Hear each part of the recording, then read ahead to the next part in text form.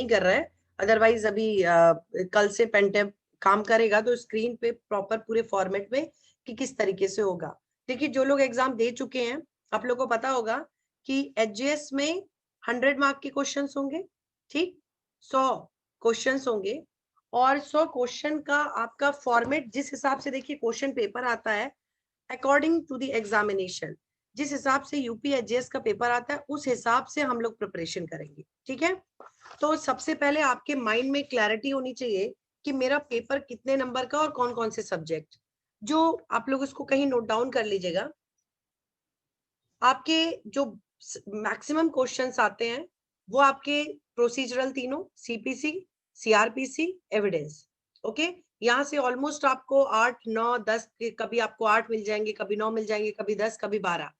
तो कभी मान लीजिए आपसे सीधे 9 क्वेश्चन सीपीसी से पूछ लिया, कभी 10 क्वेश्चन सीधे सीआरपीसी से पूछ लिया, तो ऑलमोस्ट आपके around IPC, CrPC, evidence, CPC, IPC, CrPC, CPC, evidence and constitution, ये ये जो आपके 5 सब्जेक्ट हैं लॉज में, लोकल लॉ को अगर हटा दीजिए, IPC, CrPC, CPC, evidence and constitution, ये 5 सब्जेक्ट आपके हमें काफी अच्छे से कराने हैं, क्योंकि यहाँ से क्वेश्चंस काफी बढ़िया पूछे जाते हैं। 10 पूछ लिया, 11 पूछ लिया, 9 पूछ लिया, तो ये पहला, इन 5 सब्जेक्ट को करने में हमें 40 to 50 डेज लग जाएंगे, ओके।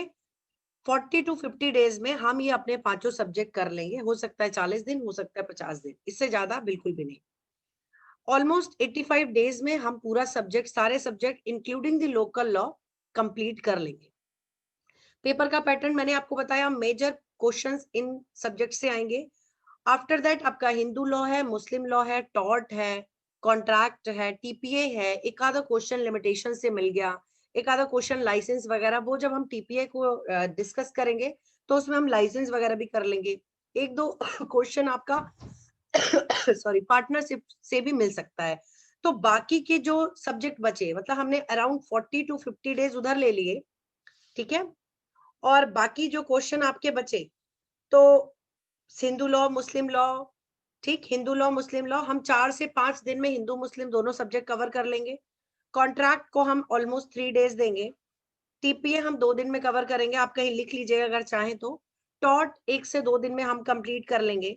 बचा लिमिटेशन, पार्टनरशिप और लाइसेंस, इनको लगभग, अब आप पूरा मिला लीजिए, अगर IPC, CrPC, CPC, evidence, Hindu Muslim, टॉट, कॉन्ट्रैक्ट, टीपीए, लिमिटेशन, एसआरए, इन सबको अगर आप मिला लेते हैं तो ऑलमोस्ट 65 क्वेश्चन आपके इन लॉ से बनेंगे 100 में, ओके। 65 क्वेश्चंस। मेरी पूरी कोशिश रहेगी कि हम पूरा आपको इतना बता दें कि आपका मैक्सिमम पोर्शन इस क्रैश कोर्स करने से आपको पीटी में कोई प्रॉब्लम ना आए। 65 क्वेश्चन यहाँ से आ गए। ऑलमोस्ट 10 क्वेश्चन आपको मिलेंगे करंट ओरिएंटेड। करंट में पर्सन एंड न्यूज, किसी की कोई बुक किसी ने लिखी है, ओके, नेशनल इंटरनेशनल ऑर्गेनाइजेशन किसी की कोई मीट हुई है, किसी का कोई हेड या चेयरमैन बनाया गया है, तो वो, उसके लिए आपको क्या करना है, कोई भी मैगजीन, आप जो भी मैगजीन पढ़ते हो, ऑलमोस्ट लगभग आपने 6 मंथ की मैगजीन में पर्सन इन न्यूज को टारगेट किया हो, प्लेस इन न्यूज को टारगेट किया हो। ये 10 क्वेश्चन एकदम आपके हाथ में है, इसको आप चाहोगे तो मैगजीन से कवर कर सकते हो। नेशनल इंटरनेशनल जो न्यूज है उनमें बहुत इंपॉर्टेंट जो न्यूज है आपको केवल और केवल उस पर फोकस कर रहा है। तो ये 10 क्वेश्चन आपके यहाँ से, अगर आपके 65 क्वेश्चन लॉ से बने तो 10 क्वेश्चन ही आपके करंट से बने। कोई ब्रिक्स की सबमिट कहाँ हुई, ओके, फुल फॉर्म भी, एब्रिविएशन भी पूछ लेते हैं, लाइक आसियान का फुल फॉर्म क्या है, ओके, और G7 कंट्रीज क्या हैं, G4 किस लिए है, तो इस तरीके से भी पूछ लेते हैं। तो नेशनल इंटरनेशनल, उसके लिए आप ये भी कर सकते हो। अभी आपके लिए आपके पास जो भी मटेरियल अवेलेबल हो, कोई भी आप मैगजीन देख लो, और अगर नहीं है तो आप ये भी कर सकते हो कि लास्ट के मंथ में, जा रहे हो, ठीक है, बाय, लास्ट के मंथ में आप एक काम कर सकते हो कि जो भी, लाइक आपका अप्रैल में एग्जाम है, तो आप मार्च में 5 से मैक्सिमम 5 महीने की आप मैगजीन लेके रख लेना। अभी आप रखते जाओ, अगर अभी आपके पास टाइम नहीं है तो मार्च के टाइम में आपने सारी मैगजीन को रिवाइज करना है, केवल इसी पॉइंट ऑफ व्यू से, किसी का हेडक्वार्टर का है, इसकी फुल फॉर्म का क्या है, ओके, इसकी सबमिट कहाँ हुई, फुल फॉर्म्स वगैरह, एब्रिविएशन वगैरह, इनको आपको करना है। इसके लिए हमारी मैगजीन भी प्रिपेयर हो रही है यूपी पीसीएस जेएन एचजेएस के इस पोर्शन को कवर करने के लिए। तो आपके अगर आपके एक्सेस में हो तो रमालॉक्स क्लासेस की जो मैगजीन होगी वो कर लीजिएगा, और अगर आपको लगता है कि मुझे हर मंथ करना है तो आप वैसे भी कर सकते हो। हमारे 75 क्वेश्चंस यहाँ से बन जाएंगे। अब बचे लगभग 20 to 25 क्वेश्चन। अब देखिए हमने यहाँ तक 75 बोला है, हो सकता है 78 तक यहाँ से आ जाए, हो सकता है 80 यहाँ से आ जाए, इससे ज्यादा बिल्कुल नहीं आएगा। अब बचे हमारे लोकल लॉज। जितने भी लोकल लॉज हैं आप मान के चलिए अराउंड 20 to 25 क्वेश्चन हमारे उन लोकल लॉज से बन जाएंगे। इन लोकल लॉज को करने के लिए जैसे हमने ऊपर 60 डेज दे रखे थे, 60 डेज हमारे ऊपर हो गए थे, 40 to 50 डेज हमारे आईपीसी सीआरपीसी सीपीसी एविडेंस के लिए हैं, ठीक, 40 डेज। फिर 20 डेज हमारे बाकी के सब्जेक्ट के लिए, जिसको मैंने बोला 2 डेज में कॉन्ट्रैक्ट या 1 डे में टॉट, ये सब करके 20 डेज हम वहां पे देंगे। ऑलमोस्ट 60 डेज हो गए। ओके, 20 to 25 डेज हमारे पास बचेंगे। उन 20 to 25 डेज में हम लोकल लॉस को करेंगे, क्योंकि वो बहुत इंपॉर्टेंट है। लोकल लॉस से आपके around 20 to 25 question local loss से बन जाते हैं। अभी आप बताइए यहाँ पर आपके माइंड में क्लियर है कि कहाँ से क्वेश्चंस आएंगे? हाँ, यस मैम। Yes ma'am. आप लोगों ने पेपर दिया होगा, ऐसे ही आता है पेपर, इसी पैटर्न पे है। Yes ma'am. ठीक है, तो अभी हम लोग का माइंड में क्लियर है कि हमारे पास लगभग 80 to 85 डेज है। अब हम इसको कैसे करेंगे?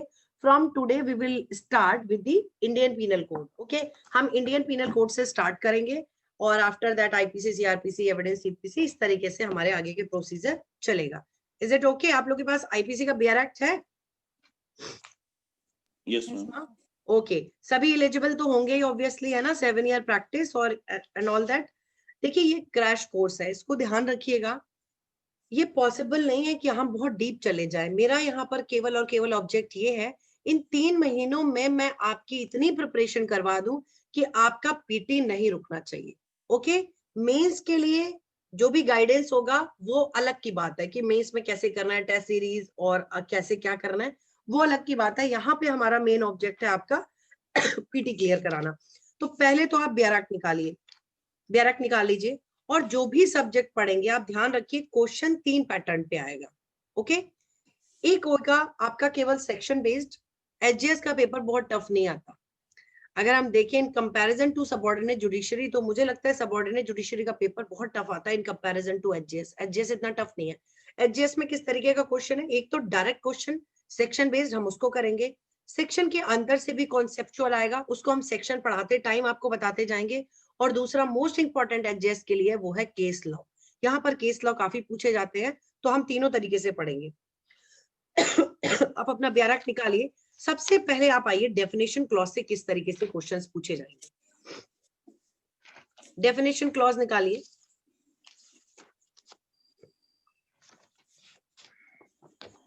मिल गया? तो पहले कुछ डेफिनेशन क्लॉज से क्वेश्चंस पूछे जाते हैं आपके कि कौन सा प्रोविजन किस जगह है, किस जगह इसको डिफाइन किया गया है, ये सब चीजें आपसे पूछी जाएंगी। तो इसको निकाल लीजिए आप। पहले तो सेक्शन 6 काफी इंपॉर्टेंट है। Section 6, okay, section 6 general exception के बारे में बात करता है। मैं स्टार्ट करूं प्रोविजन? आप लोगों के पास है ना ब्यारक? सेक्शन 6 ओपन कर लिया आप लोगों ने? Yes ma'am. ओके ओके, देखिए क्या कह रहा है। Definition in the code to be understood subject to exceptions throughout this case, throughout this code, every definition of an offense, every penal provision, and every illustration of every such definition or penal provision shall be understood subject to the exceptions contained in this chapter entitled general exception. देखिए ये कह रहा है section 6 पूछ लेता है। Okay, section 6 पूछ लेता है आपके सेक्शन 76 टू सेक्शन 106 कुछ जनरल एक्सेप्शंस है। ओके, कुछ जनरल एक्सेप्शंस है। ये जनरल एक्सेप्शन बात करते हैं कि अगर किसी ने कोई ऑफेंस किया है और उसका मैटर इन जनरल एक्सेप्शंस में फॉल कर गया, तो that accused may get the complete defence from the court if the accused proves before the court, okay, कि yes he is entitled to get the defence, है ना, अगर वो prove कर देता है। तो सेक्शन 6 ये कह रहा है कि पूरे इंडियन पीनल कोड में हर प्रोविजन में, हर सेक्शन में हम अलग से नहीं लिखेंगे subject to the general provision, जबकि सेक्शन 6 ने क्लियर कर दिया इस चीज को, definition in this code to be understood subject to exception. हर इस इंडियन पीनल कोड का हर एक डेफिनेशन सेक्शन, हर एक penal provision in general exception के अंडर है। आप मर्डर पढ़ रहे हो जिस टाइम आप 299 300 पढ़ोगे, जिस टाइम आप हार्ट और ग्रीवियस हार्ट पढ़ोगे, जिस टाइम आप बाकी के ऑफेंसेस पढ़ोगे, हर प्रोविजन के साथ में जनरल एक्सेप्शन के बारे में नहीं लिखा होगा। सेक्शन 6 ने कह दिया ये जनरल एक्सेप्शन हर ऑफेंस में लागू होंगे। Is it clear? Yes ma'am. Okay, तो इसको ध्यान रखिएगा पीटी के लिए। और इसकी डेफिनेशन देखिए बहुत बड़ा, इसका इलस्ट्रेशन देखिए। The section in this code which contain definition of offense do not express that a child under 7 years of age cannot commit such offense, but the definition are to be understood subject to the general exceptions, which provides that nothing shall be an offense which is done by a child under 7 years of age. जब आप section 82 को पढ़ोगे ना Indian penal code में, तो वहां पर लिखा है, क्या बोलते हैं इसको, बोलते हैं doli incapax, a child who is under the age of 7 year. कोई भी बच्चा जो 7 वर्ष से कम की आयु का है, उसके बारे में ये माना जाएगा, 82 कहता है कि वो बच्चा अपराध करने योग्य नहीं है, क्योंकि that child is not capable enough to form menstruation। Okay, तो हमने सेक्शन 82 में ये लिख दिया। अब हमें मर्डर में 300 में अलग से ये लिखने की जरूरत नहीं है कि अगर किसी बच्चे ने मर्डर किया जो कि 7 साल से कम उम्र का है तो वो ऑफेंस नहीं होगा। ओके, तो सेक्शन 6 ध्यान रखिएगा, ये पीटी के लिए भी इंपॉर्टेंट है, ये आपके इंटरव्यू के लिए भी बहुत इंपॉर्टेंट है। इस तरीके से क्वेश्चन पूछ लिए जाते हैं। तो सेक्शन 6 का ध्यान रखना है आपको। सेक्शन 8 का ध्यान रखना है, ये पूछ लेगा आपको कि जेंडर इंडियन पीनल कोड में किस सेक्शन में डिफाइन है, और पूछ लेगा कि जेंडर का मतलब क्या। The pronoun he and it's, okay, he and it's, इसको देखिए, इसमें साफ साफ लिखा है वेदर मेल और फीमेल, तो gender includes male and female, इस तरह आपको देखना है। ओके, उसके बाद मैन एंड वुमेन, सेक्शन 10 को देख लीजिए आप लोग। सेक्शन 10 इस तरीके से पूछेगा, मैन एंड वुमेन किस सेक्शन में है। The word man denotes a male human being, या आप वैसे भी लगा लोगे कॉमन सेंस पे, and women denotes a female human being. जो हिंदी मीडियम के हैं आप लोग बगल में देख सकते हो, मैं दोनों तरह से बता रही हूँ आप लोग को, आप सेक्शन अपना देखते रहिए। ओके, तो इसको सेक्शन 10 इस तरीके से पूछ सकता है। सेक्शन 11 काफी इंपॉर्टेंट है। Section 11, the word person includes, person जहां भी बात आएगी पर्सन की, लाइक डिफेमेशन वगैरह में आप देखोगे इंडियन पीनल कोड में, आप जो ये डेफिनेशन क्लॉज पढ़ रहे हो, ये पूरा इंडियन पीनल कोड में आपको कहीं ना कहीं काम आएगा। तो जब पर्सन लिखा होगा आईपीसी में किसी भी सेक्शन में, पर्सन का मतलब होगा कंपनी और एसोसिएशन और body of person, whether incorporated or not, most important for PT. तो पर्सन कहाँ डिफाइन है, आपको इसको याद करना है, और पर्सन में क्या क्या इंक्लूड है। Section 11, section 12, public includes any class of public और एनी कम्युनिटी, ये आप देख लीजिएगा। सेक्शन 11, सेक्शन 12, सेक्शन 14 काफी इंपॉर्टेंट है कि स्टेट गवर्नमेंट किस सेक्शन में डिफाइन है और स्टेट गवर्नमेंट में क्या आता है। The words state, the words government, the word servant of government denotes any officer or servant continued, appointed, employed in any India by or under the authority of government। तो इसको ध्यान रखिएगा कि servant of government का मतलब है कोई भी ऐसा ऑफिसर या कोई भी ऐसा सर्वेंट जिसको अपॉइंट किया हो, जो कंटिन्यू हो, जो एम्प्लॉयड हो इन इंडिया बाय और under the authority of government. तो ये थोड़ा सा पीटी के लिए आपको ध्यान रखना है। उसके बाद सेक्शन 18 देख लीजिएगा। सेक्शन 19 आपको पीटी के लिए याद रखना है, जज कहाँ दिया गया है। और 19 पढ़ते टाइम आप लोग ये ध्यान रखिएगा कि 19 के अंदर से क्वेश्चन होगा, लाइक द वर्ड जज denotes not only every person who is officially designated as judge but also every person। क्या क्या इसमें आएगा, अब जो जो आएंगे वो कई बार पूछ लेता है, like who is empowered by law to give any legal proceeding civil और क्रिमिनल, इसमें आप अंदर देखना है आपको। उसके बाद body of person, which body of person is empowered by law to give such judgement. तो इस तरीके से आप इसके अंदर देख लीजिएगा। 19, 20 most important, court of justice most important.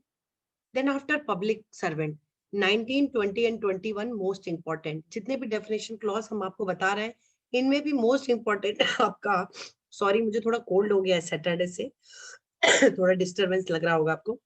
19 जज, 20 court of justice and 21 public servant. Public servant कई बार पूछ लेते हैं, और पब्लिक सर्वेंट में ऐसे पूछ लेगा आपको, ऑप्शन देगा कि like every commissioned officer, like every officer of court of justice. आपको पता चला 3 क्लॉज हमने 21 के ही दे दिया और डी में दे दिया ऑल ऑफ दी अबव, या 2 ऑप्शन हमने 21 के ही पैराग्राफ से निकाल लिया, एक कोई अलग से दे दिया। तो ऐसे क्वेश्चन पूछेगा, तो पब्लिक सर्वेंट की डेफिनेशन भी पता होना चाहिए, और पब्लिक सर्वेंट के अंदर क्या दिया गया है इसको भी आपको पढ़ना है कि क्या आर्बिट्रेटर भी इसमें आते हैं, क्या इसमें जूरीमैन भी आएगा, क्या कोई कमीशन्ड ऑफिसर इसमें आएगा, क्या कोई नेवी आर्म फोर्सेस का ऑफिसर भी इसमें आएगा। तो यस डेफिनेटली ये आएगा, तो इनको ध्यान रखिएगा।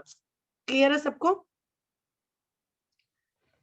सेक्शन 22 मूवेबल प्रॉपर्टी, इसको जो नहीं बता रहे हैं उसको छोड़ दीजिएगा, वहां से क्वेश्चन नहीं आएंगे।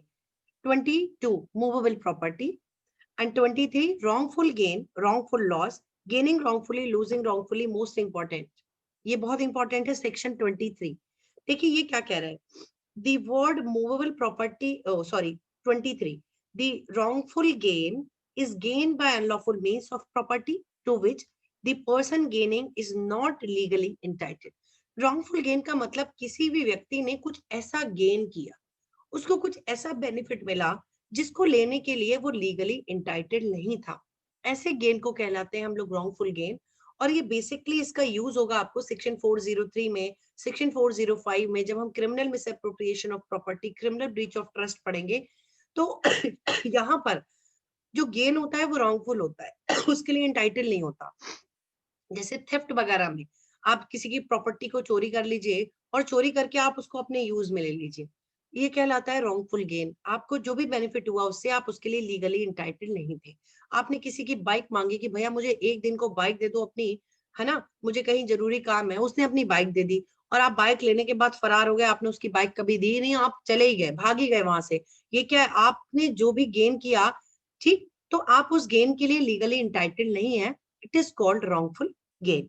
दूसरा आइए रॉन्गफुल लॉस। देखिए जब रॉन्गफुल गेन हुआ है तो मैक्सिमम टाइम किसी को, भाई आपने अगर रॉन्गफुल गेन किया, अगर आपने उस जो बाइक है उसको यूज किया आपने स्टोलन प्रॉपर्टी को रिसीव किया, आपको तो गेन हुआ, लेकिन आपने जिसकी प्रॉपर्टी को चोरी किया है, आपने जिसकी भी प्रॉपर्टी को क्रिमिनली मिसअप्रोप्रिएट किया है, आपराधिक रूप से आपने अपने उपयोग के लिए लिया है, सो डेफिनेटली किसी को तो लॉस हुआ। भाई जिसकी बाइक होनी चाहिए थी उसके पास नहीं है, जिसके पास प्रॉपर्टी होनी चाहिए थी वो मूवेबल जिसको आप चोरी करके ले आए हो वो उसके पास नहीं है, तो आपको रॉन्गफुल गेन हुआ, इट मींस दूसरे को क्या होगा, रॉन्गफुल लॉस, है ना। तो ये कह रहा है wrongful loss is the loss by unlawful means of property to which the person losing it is legally entitled। wrongful loss is the loss by unlawful means of the property to which the person losing it। अब जो व्यक्ति उसको loose कर रहा है वो legally entitled था उसको रखने के लिए। अब जिसकी की आप बाइक ले आए वो इंटाइटल्ड था ना, जिसकी की आप प्रॉपर्टी चोरी करके ले आए वो था ना उसकी पोजीशन के लिए इंटाइटल्ड, ओके, तो वो लीगली इंटाइटल्ड था, लेकिन उसको आपने ले लिया और उसको क्या हुआ, उसको जो ऐसा लॉस हुआ है वो क्या, उसको कहेंगे हम रॉन्गफुल लॉस। क्लियर है? तो wrongful gain and wrongful loss, इसको ध्यान रखिएगा। सेक्शन 23 बहुत इंपॉर्टेंट है, गेनिंग रॉन्गफुली, लूजिंग रॉन्गफुली। अब इसको और फर्दर ये चले गए हैं क्योंकि ये फिर जरूरत पड़ेगा आपको 403 और उधर 405 में। A person is said to gain wrongfully when such person retains wrongfully। हम कब किसी को कहेंगे wrongful gain? अगर किसी ने किसी भी चीज को रखा भी हुआ है ना गलत तरीके से, wrongfully रखा हुआ है, as well as when such person acquires wrongfully। या तो आपने चोरी की, means you have acquired that property wrongfully, या तो आपने उस प्रॉपर्टी को एक्वायर ही गलत तरीके से किया है, that will be called wrong gaining wrongfully। अगर आपने एक्वायर भी गलत तरीके से किया है ना, गेनिंग wrongfully, या आपने रखा हुआ है गलत तरीके से, ये भी कहलाएगा गेनिंग wrongfully। रिटेन किया है, रिटेन किया है आपने, retain as well as when such property acquires wrongfully। आपने रिटेन भी गलत तरीके से किया हुआ है, एक्वायर भी गलत तरीके से किया है, it is called gaining wrongfully। A person is said to lose wrongfully when such person is wrongfully kept out of the property as well as when such person is wrongfully deprived of the property. किसको किसको हम कहेंगे losing wrongfully? आपने किसी व्यक्ति को deprive किया हुआ है उस प्रॉपर्टी की पोजेशन से, ओके उसकी प्रॉपर्टी आपने उसको दी ही नहीं है, उसको आपने डिप्राइव किया हुआ है, ये कहलाएगा आपका लूजिंग रॉन्गफुली। ठीक है, तो ये हुआ wrongful gain and wrongful loss. Section 23 I think आप लोग को समझ आ गया होगा, ये डेफिनेशन क्लॉज है, इंपॉर्टेंट है। नेक्स्ट आइए सेक्शन 24 डिसऑनेस्टली, मोस्ट इंपॉर्टेंट। 23, 24, 25, 26 बहुत चांसेस है इनके आपके क्वेश्चन आने के। 24 dishonestly, whoever does anything with the intention of causing wrongful gain to one person and wrongful loss to another person is said to do that thing or dishonestly। देखिए ये कह रहा है कि अब अभी मेरे पास है नहीं पेन वेन, वरना मैं आपको वैसे बता देती। थोड़ा मुझे भी फील हो रहा है पेन टेप खराब होने की वजह से, वरना अभी तक हम चार्ट फॉर्म में बता देते, बट ओके कल हो जाएगा। ये कह रहा है कि whoever does anything with the intention or wrong with the intention to one person. यहाँ पर मेंस रिया देखिए सेक्शन 24 में क्या है, मेंस रिया बहुत इंपॉर्टेंट है डिसऑनेस्टली के लिए। तो अगर किसी ने ना विद इंटेंशन, अगर किसी ने विद इंटेंशन किसी को रॉन्गफुल लॉस, एक व्यक्ति को करने के लिए with intention of causing wrongful gain to one person and wrongful loss to another, अगर किसी ने विद इंटेंशन कोई ऐसा काम किया है जिसके थ्रू वो किसी एक व्यक्ति को तो रॉन्गफुल लॉस करना चाहता है और किसी और को रॉन्गफुल गेन, तो हम कहेंगे उस एक्ट को उसने कैसे किया है, उसको उसने डिसऑनेस्टली, मींस उसकी इंटेंशन क्या है, उसकी जो मेंस रिया है, जो उसकी इंटेंशन है उस काम को करने की, वो डिसऑनेस्ट है, वो डिसऑनेस्टली उस काम को कर रहा है क्योंकि वो किसी को रॉन्गफुल लॉस करना चाहता है। बताइए किस सेक्शन में आप इसको देख पाओगे, कहां पर आपको ये मिलता है जहां पर किसी को आप रॉन्गफुल गेन और किसी को रॉन्गफुल लॉस करते हो? कहां पढ़ा है अपने आईपीसी में, बताइए, पढ़ा होगा। रॉन्गफुल गेन होता है एक को रॉन्गफुल लॉस हो जाता है। क्रिमिनल मिस एप्रोप्रिएशन में आप देखोगे, क्रिमिनल ब्रीच ऑफ ट्रस्ट में देखोगे, थेफ्ट में देखोगे ना। Yes, ma'am. तो वहां पर आप देख सकते हैं उसको। Then after section 25 fraudulently, a person is said to do a thing fraudulently if he does that thing with intent to defraud। अगर आपने कोई भी काम किसी को डिफ्रॉड करने की इंटेंशन से किया है तो हम कहेंगे आपने वो एक्ट फ्रॉडुलेंटली किया है, और ये आपको फ्रॉड, फोर्जरी, सेक्शन 420 वगैरह में ये टर्म आपको देखने को मिल जाएगा। Then after reason to believe, इसको आप लोग सेक्शन 26 ये भी पूछ लेते हैं, रीजन टू बिलीव किस सेक्शन में डिफाइन है, केवल आपसे इतना पूछा जाएगा। ओके, सेक्शन 20 अगर 26 अगर आपको कोई भी जो आप काम कर रहे हो उसको करते टाइम अगर आपके पास सफिशिएंट कॉज है बिलीव करने का कि ये हो सकता है, that is called reason to believe, section 26। Counterfeit coin भी देख लीजिएगा section 28 PT point of view से। Then after section 29 document, document को प्लीज थोड़ा अंदर देखिएगा, डॉक्यूमेंट को अंदर से देखना है।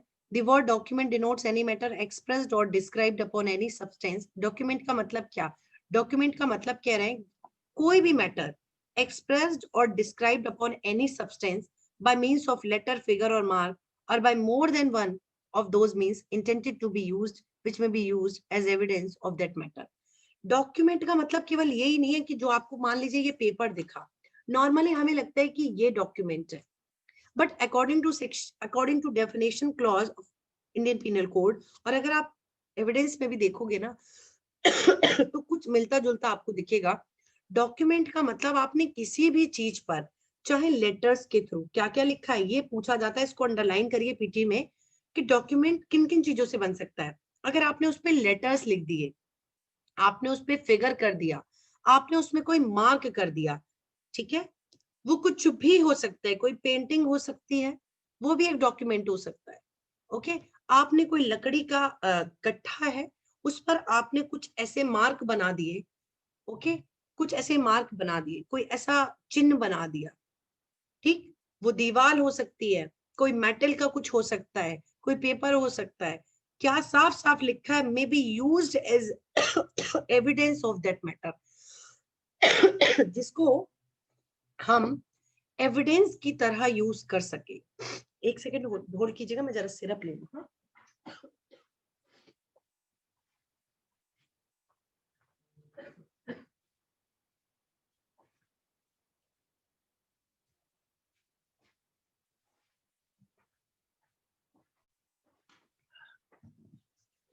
तो जो एविडेंस की तरह, अब आप मुझे बताइए क्या क्या चीजें एविडेंस की तरह यूज हो सकती हैं। किसी ने, कोई चोर, मतलब किसी के यहाँ चोरी हुआ और कोई व्यक्ति ना बोल नहीं सकता, है ना, बोल नहीं सकता वो, लेकिन उसने एक पिक्चर ड्रॉ की और एक कोई बनाया, उन्हीं के यहाँ दरबान कोई बना दिया, और बनाने के बाद मतलब उसको भागता हुआ, सामान जो चोरी हुआ है उसको लेके भागता हुआ दिखा दिया। अब आप बताइए क्या ये एविडेंस माना जाएगा? क्या ये डॉक्यूमेंट मान लिया जाएगा, ये पिक्चर जो उसने ड्रॉ किया है चोर को भागते हुए? माना जाएगा मैम। Yes, माना ma'am. जाएगा ना, क्योंकि इसको एविडेंस की तरह यूज कर सकते हैं। तो कहीं किसी भी मेटल पे बना दिया गया हो, किसी भी वुडन पे बना दिया गया हो, कोई भी ऐसी चीज, आपने पेंटिंग बना दिया, आपने कुछ भी इस तरीके से ड्रॉ कर दिया, ठीक है, वो जिसको कि आप, जिसे आपने देखा होगा ना, सैंड आर्टिस्ट होते हैं, देखा है आप लोगों ने, राजस्थान वगैरह के बड़े फेमस हैं, है ना। आप, उन्होंने भी कुछ ऐसा ही बना दिया और उसको उन्होंने एक वीडियोग्राफी में उसको कैच कर लिया। जैसे मान लीजिए फॉर एग्जाम्पल कुछ भी ऐसा हो जाता है, किसी की कोई बहुत बड़ी पर्सनालिटी है, कोई रिनाउंड पर्सनालिटी है, उनका कोई मर्डर कर देता है कुछ, ठीक। अब इसमें कोई ऐसा सैंड आर्टिस्ट हुआ जिसने कि उस पे रेत पे इस तरीके से, वो मान लीजिए पीएम ले लिए और उन्होंने पीएम बनाया और वो व्यक्ति बनाया जो उनको पूरी पूरी प्लानिंग कर दी उन्होंने, बड़ी अच्छी लोग पेंटिंग बनाते हैं, और उन्होंने रेत से ही पूरा एकदम बना दिया, और एक वो पूरी पिक्चर उसमें दिख रही है कि वो क्या कहना चाहता है, और उसके बाद उसने उसको पूरा रिकॉर्ड कर लिया, एक इमेज फॉर्म में कर लिया। अब आप बताइए ये जो रिकॉर्डेड है, वेदर दैट रिकॉर्डेड पिक्चर जो उसने सैंड आर्ट बनाई थी, whether that recorded picture may be used for the purpose of evidence, yes ma'am. Obviously. तो ये भी आपका डॉक्यूमेंट हो जाएगा। तो अगर आपने इस माइंड फ्रेम से सोचा हुआ है तो आपको पीटी में बिल्कुल प्रॉब्लम नहीं होगी। आप बस अल्टीमेटली ये सोचना कि ये जो मेरे सामने सिचुएशन दी है, क्या मैं इसको कोर्ट में एज एविडेंस प्रूव कर सकता हूँ? इफ यस, आप सब तो प्रैक्टिसिंग है, आप बहुत आराम से इसको कैच कर लेंगे। इफ यस, तो डेफिनेटली वो एविडेंस इसमें आएगा। क्लियर है? नेक्स्ट, तो ये डॉक्यूमेंट हो गया। इसका देखिए explanation, it is immaterial by what means और अपॉन व्हाट सब्सटेंस। देखिए नेक्स्ट, आप, इन्होंने एक्सप्लेनेशन में बिल्कुल क्लियर किया कि ये बिल्कुल इमटेरियल है, इससे कोई फर्क नहीं पड़ता कि आपने किस चीज का यूज किया है। आपने दालें यूज करके, आपने वुडन पाउडर यूज करके, आपने रेत यूज करके, आपने कुछ भी यूज करके, अपॉन व्हाट सब्सटेंस, किसी भी सब्सटेंस से, चाहे लेटर से, फिगर से, मार्क से, are formed, or whether the evidence is intended for or may be use in the court of justice or not. देखिए इट इज इमटेरियल, ये बिल्कुल इमटेरियल है। What, by what means or upon what substance the letter, figure, mark are formed, whether the evidence is intended for or may be used in the court of justice or not। इससे फर्क नहीं पड़ता कि आपने बनाते समय ये अपनी इंटेंशन रखी थी कि मुझे कोर्ट में प्रोड्यूस करना है, इससे कोई फर्क नहीं पड़ता। A writing expressing the term of contract which may be used as an evidence of the contract is a document। तो बहुत सिंपल है। A check, इसको भी यूज कर सकते हैं। पावर ऑफ अटॉर्नी, ये तो बहुत सिंपल है। अब मैप और प्लान, अब कोई मैप है डॉक्यूमेंट होगा, ऑब्वियसली हो जाएगा, है ना। तो मैप और कोई प्लान भी इसमें आ जाएगा। तो इसको ध्यान रखिएगा आप लोग। 29A most important, electronic record. इसमें क्वेश्चन पूछा जाता है कि 29A कब इंसर्ट किया गया, जल्दी बताइए कब इंसर्ट किया गया? By the information technology act 2000। Okay, आपको इस तरीके से एकदम रट लेना है। देखिए पीटी निकालने का तरीका जितना आपको मैं बताऊंगी उतना डेली डेली आप रटते जाओ, एंड इट्स माय गारंटी कि आपका पीटी अगर रुक जाए तो आप मुझे बताइएगा, कितनी भी कट ऑफ जाएगी लेकिन आप उसके अंदर होंगे। लेकिन आप, ये इससे काम नहीं चलेगा कि आपने क्लास किया और आपने अगर उसको याद नहीं किया ना डेली डेली, फिर बड़ी प्रॉब्लम है। तो आप उसको डेली लर्न करिए जितना क्लास में बताया, क्योंकि आपके पास टाइम नहीं है। आप समझिए मुझे 8 दिन के अंदर पूरी आईपीसी कवर करानी है आपकी हर हाल में, तब हमारे 40 डेज हो जाएंगे। 8 ही दिन में मुझे सीपीसी सीआरपीसी करवाना है, 8 ही दिन में कॉन्स्टिट्यूशन।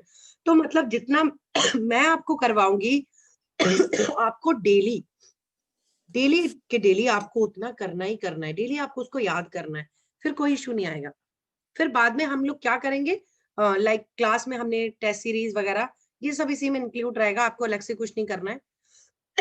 जो भी हमारे स्टूडेंट है हमको एचजेएस की पीटी टेस्ट सीरीज वगैरह आप लोग को करवाते रहेंगे, लाइक आईपीसी करा लिया तो आईपीसी के क्वेश्चंस दे दिए, कभी कंबाइंड दे दिया, तो ये सब होता रहेगा। ओके, तो उससे भी आप लोग की प्रैक्टिस बनी रहेगी।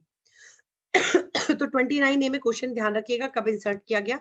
देन आफ्टर वैल्यूएबल सिक्योरिटी, बताइए वैल्यूएबल सिक्योरिटी आपको आईपीसी में कहाँ देखने को मिलेगा, याद है? एक्सटॉर्शन वगैरह में।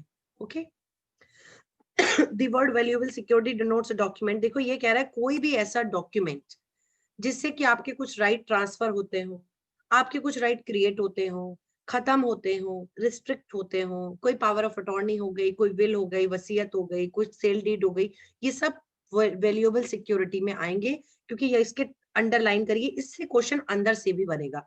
एक क्वेश्चन बनेगा वैल्यूएबल सिक्योरिटी किस सेक्शन में है, और नेक्स्ट क्वेश्चन इससे बन सकता है अंदर भी पढ़ना पड़ेगा। The word valuable security denotes a document which is or purports to be a document whereby any legal right is created.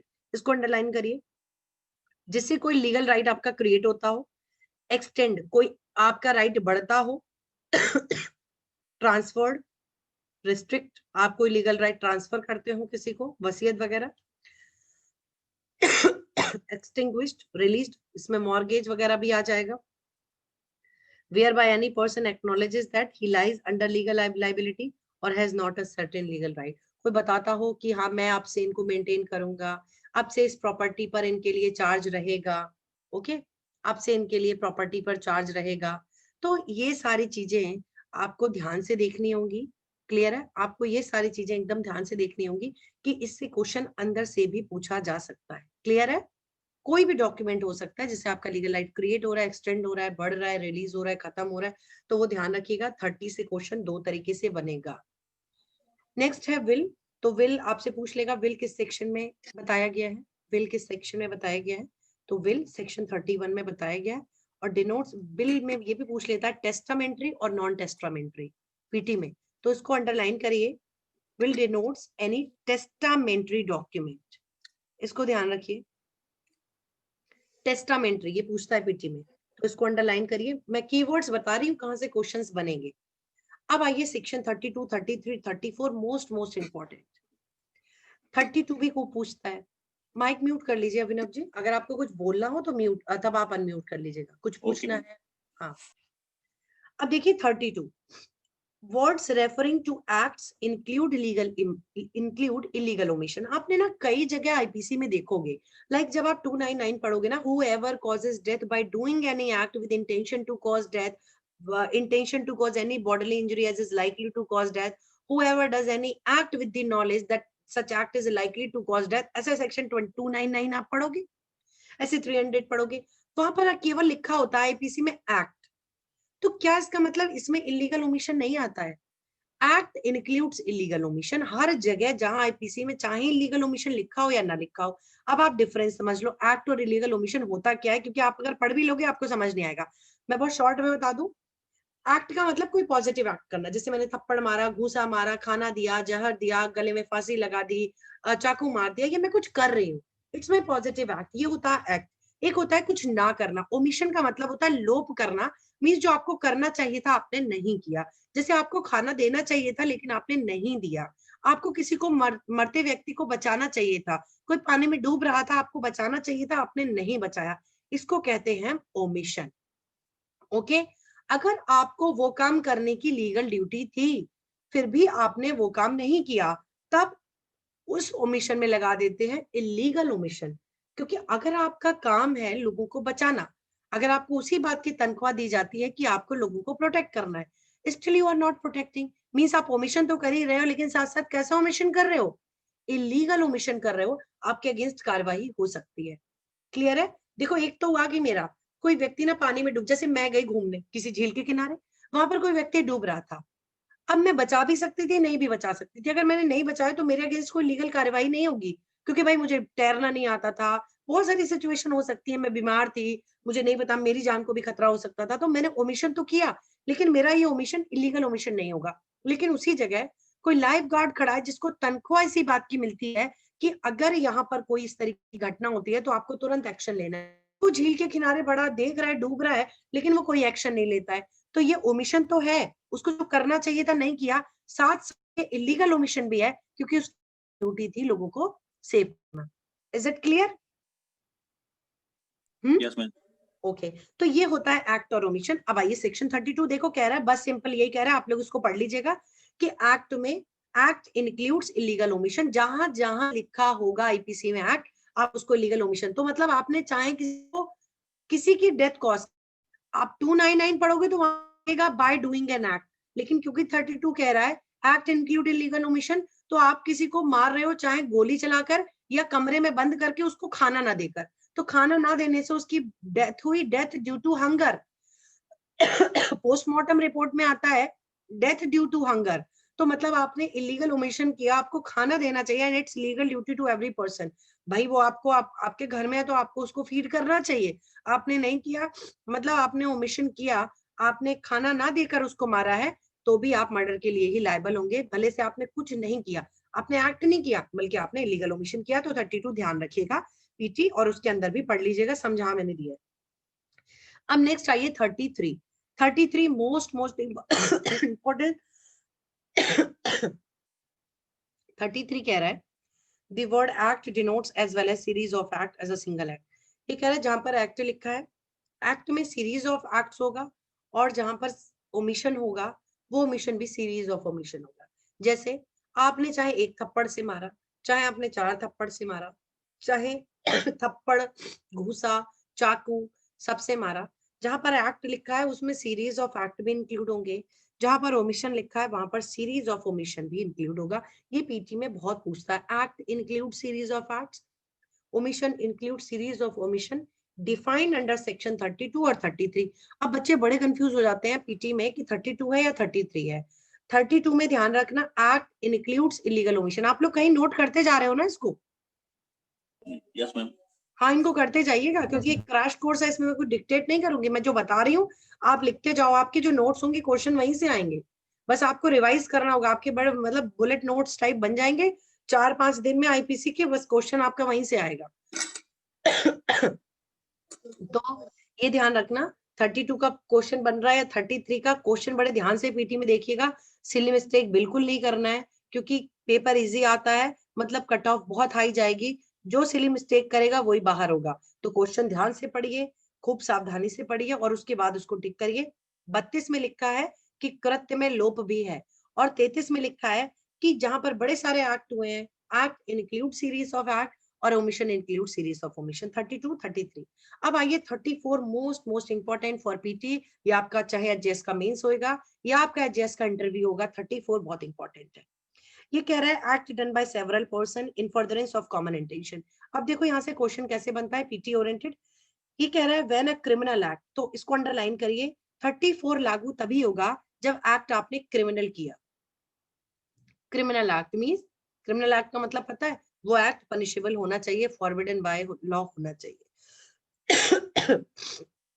When a criminal act is done by several person, जब किसी भी क्रिमिनल एक्ट को like theft, robbery, डकैती, murder, hurt, grievous hurt, कोई भी criminal act जब इसको several persons ने, मतलब 2 या 2 से ज्यादा लोगों ने किया हो, तो पहले एक क्रिमिनल एक्ट हो डन बाय सेवरल पर्सन, 2 या 2 से अधिक व्यक्तियों ने उसको किया हो इन furtherance of common intention of all, और वो क्रिमिनल एक्ट उन्होंने इन furtherance of common intention of all किया हो। ठीक है, सबकी, मतलब 3 लोगों ने अगर मर्डर किया है, 3 लोगों ने डेथ कॉज किया है, तो तीनों की इंटेंशन वही होनी चाहिए। ओके, और तीनों, जैसे ए भी चाहता था मारना बी को, डी को, बी भी डी को मारना चाहता था और सी भी डी को मारना चाहता था, और इस कॉमन इंटेंशन को अग्रसर करने में, ठीक है, इस जो समान आशय था इसको अग्रसर करने में उन्होंने वो काम किया था। Each of such person is liable for that act in the same manner as it were done by him alone. अब देखो आप कुछ कीवर्ड्स लिखो, 34 में क्वेश्चंस कैसे आएंगे। अगर किसी भी व्यक्ति ने कोई क्रिमिनल एक्ट किया है और वो अकेला नहीं था, जब वो अपराध कारित कर रहा था, तो कम से कम 2-3, कम से कम 2 और ज्यादा से ज्यादा कितने भी 2, 3, 4, 5, 6 कितने भी लोगों ने वो क्रिमिनल एक्ट किया। क्रिमिनल एक्ट करने जब वो गए थे तो एक प्लानिंग के तहत गए थे, ये ध्यान रखना। जैसे ये 3 लोग करने गए तो 3 लोगों ने पहले एक माइंड मेकअप किया, इसमें prior meeting of mind most important है, पॉइंट डाल लीजिए, पीटी में आता है। सेक्शन 34 केवल तभी लागू हुआ जब प्रायर मीटिंग ऑफ माइंड होगा, मतलब ये तीनों पहले मिले हो, ऑन द स्पॉट भी मिल सकते हैं। ओके अभी बता रही हूँ मैं, ऑन द स्पॉट भी ये तीन लोग मिल सकते हैं। ये common intention on the spot भी फॉर्म हो सकती है। ये कॉमन इंटेंशन ऐसा हो सकता है कि पहले मिल लिए थे, ओके तब फॉर्म हो गई हो। तो कॉमन इंटेंशन पहले से भी हो सकती है कि दो तीन लोग मिले पहले कि हमें इसको मारना है और कल हम इस जगह मिलेंगे, तुम बाहर खड़े हो जाना, मैं अंदर चला जाऊंगा, मैं जाके मर्डर कर दूंगा, तुम देखते रहना कोई आए ना, और तुम गाड़ी लेके तैयार रहना, जैसे ही मैं उसको गोली मार के भागूंगा तुम गाड़ी लेके तैयार रहना। तो दो तीन लोगों ने फर्दर कॉमन इंटेंशन में अगर कोई काम किया तो 34 लागू होता है। 34 लागू होने के लिए जरूरी ये है कि कई लोग हों, प्रायर एक प्लानिंग के तहत उन्होंने काम किया हो, प्रायर मीटिंग ऑफ माइंड हो, और एक्टिव पार्टिसिपेशन सबका हो। मतलब अगर 3 या 4 लोग अपराध कारित करने गए, then all the 3 or 4 members must have actively participated in the commission of offense। इन तीनों चारों का कुछ ना कुछ रोल जरूर होना चाहिए। Okay physical presence on the spot is essential, ये सब इंपॉर्टेंट है, एक लाइन 34 की इंपॉर्टेंट है। फिजिकल प्रेजेंस जरूरी नहीं होती है। अब जैसे 3 लोग गए, ए बी सी डी को मारने गए, अब ए ना रास्ते में खड़ा था, ए गेट के बाहर खड़ा है, बी थोड़ा और दूरी पे खड़ा है, और सी जाता है अंदर डी को मारने। तो जिस जगह डी का मर्डर हो रहा है उस जगह केवल सी ही मौजूद है, बी बाहर खड़ा है, और ए थोड़ा और दूरी पे खड़ा है देखने के लिए कि कहीं कोई आ तो नहीं रहा है, और सबका बढ़िया एकदम फोन पे कनेक्टेड है सारे कि कोई आएगा तो मैं बता दूंगा। देखो डी को मारने में सब लोग एक्टिवली पार्टिसिपेट कर रहे हैं ना, कर रहे हैं ठीक, लेकिन फिजिकली ऑन दी स्पॉट भौतिक रूप से सभी वहां पर उपस्थित नहीं है। तो अगर फिजिकली प्रेजेंट नहीं है कोई फर्क नहीं पड़ता, 32 लागू हो जाता है।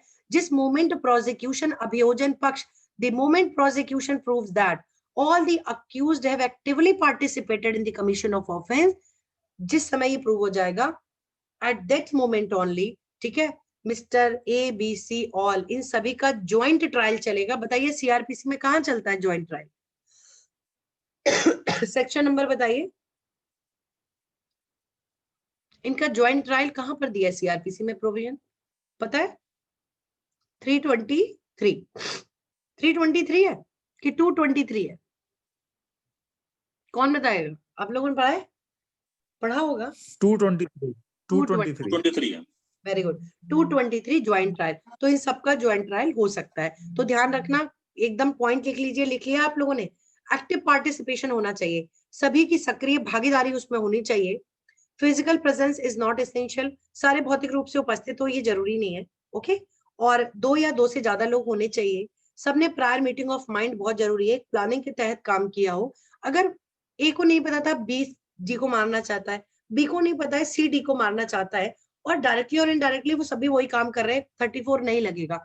34 लागू होने के लिए बहुत जरूरी है कि वो सबको पता हो। इस पे एक फेमस केस है Virendra Ghosh versus emperor, Virendra Ghosh versus emperor, इसको ध्यान रखिएगा, 34 पे ही है। केस का नाम लिखिए वीरेंद्र घोष वर्सेस एम्परर।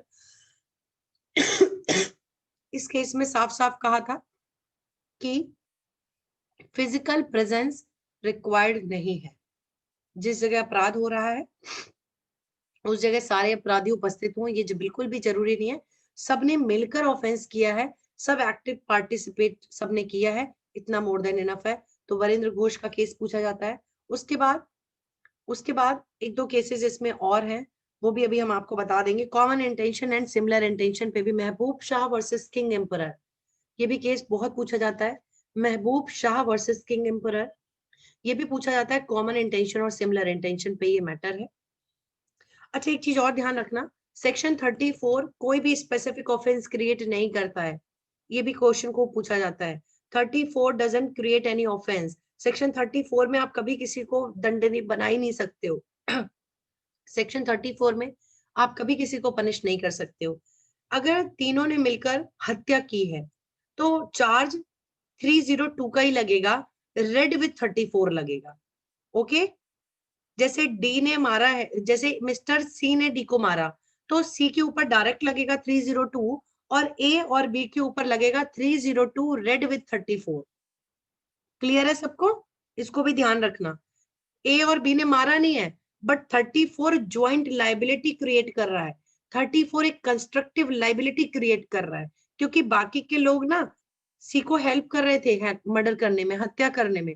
तो ए और बी के ऊपर सी की लाइबिलिटी को कंस्ट्रक्ट कर दिया जाएगा। भाई जिसने हत्या की आप लोग हेल्प कर रहे थे, it means you are acting as an agent of mister C, आप बिल्कुल हेल्प कर रहे थे और आप एक दूसरे का मेंटल जो स्टेटस है उसको शेयर कर रहे थे क्राइम करने में। तो ध्यान रखना पनिशमेंट उसी ऑफेंस का मिलता है जो तीनों ने मिलकर किया है, तीनों को बराबर सजा मिलेगी। चाहे सीधे से सी ने हत्या की थी, ए केवल वॉच रखा था, ए केवल वॉच रखा था, बी उसमें हेल्प कर रहा था, सजा दोनों सबको 302 में होगी तीनों को, लेकिन साथ में सेक्शन लग जाएगा 34। तो 34 केवल और केवल प्रोसीजर का रूल है, ये भी पीटी में ऑप्शन होता है। Section 34 option creates specific offence, section 34 is a section of constructive liability, section 34 is a rule of evidence, option D, B and C। क्या लगाएंगे आप लोग? Does not create specific offense. Does not create सब, हाँ specific offense, और मैंने जो option दे दिए थे उस ऑप्शन में Rule तो of बी एंड, evidence. हाँ तो उस तरीके से आप लोग समझिएगा, ऑफेंस भी क्रिएट नहीं करता है, एट द सेम टाइम ये प्रोसीजर का रूल भी है, एट द सेम टाइम ये कंस्ट्रक्टिव लाइबिलिटी का भी सेक्शन है, एट द सेम टाइम ये ज्वाइंट लाइबिलिटी का भी सेक्शन है। क्लियर है सबको 34? ओके, मोस्ट इंपॉर्टेंट है, बहुत ध्यान रखिएगा 34 को। इसके बाद आप लोग आ जाइए 35, 36, 37, 38, ये सारे इंपॉर्टेंट है। देखिए जब भी कोई act, when such an act is criminal by reason of its being done with a criminal knowledge or intention, देखो सेक्शन 35 सिमिलर इंटेंशन से रिलेटेड है, ये कह रहा है when such an act, whenever an act, देखो 34 में एक्ट क्रिमिनल होता है पहले से ही, जबकि 35 में कोई एक्ट क्रिमिनल हो ना हो इससे कोई फर्क नहीं पड़ता। आपका एक्ट एकदम नॉर्मल था, एकदम लीगल था, आपने एक्ट तो एकदम लीगल किया। whenever an act is whenever an act which is criminal only by of reason of its being done with the criminal knowledge, आपका एक्ट लीगल था लेकिन आपने वो लीगल एक्ट भी विद क्रिमिनल नॉलेज किया। ओके, तो जितने भी लोगों ने वो एक्ट विद क्रिमिनल नॉलेज किया है उन सबकी लाइबिलिटी होगी और वो सभी उसी ऑफेंस के लिए लाइबल होंगे जो उन्होंने किया।